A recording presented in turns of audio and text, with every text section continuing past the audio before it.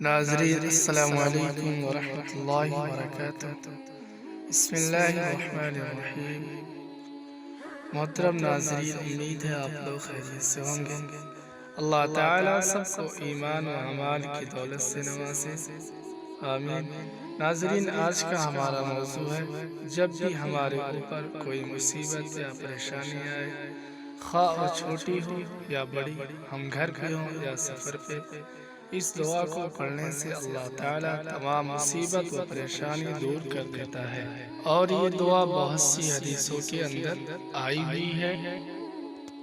ہر مسلمان کو چھوٹی چھوٹی مسنون دعا کو یاد کرنا چاہیے جو ہماری 24 گھنٹے کی زندگی کے لیے ضروری ہے، جیسے کھانے پینے کی دعا، سونے کی دعا، واش روم میں جانے کی دعا۔ ان سب دعا کو ہر مسلمان کو یاد کرنا ضروری ہے۔ ناظرین، دعا کی طرف چلنے سے پہلے آپ کو یاد دلا دوں، اگر چینل پہ نئے ہیں تو چینل کو سبسکرائب کر لیں تاکہ آپ کو اسی طرح کی اسلامی دعا ملتی رہے جس سے آپ کی دنیا اور آخرت دونوں بنے۔ چلتے ہیں دعا کی طرف۔ بسم اللہ الرحمن الرحیم۔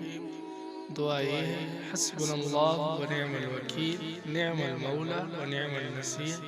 یہ بخاری کی 4563 حدیث ہے۔ ابن عباس رضی اللہ عنہ نے اس کی روایت کی ہے۔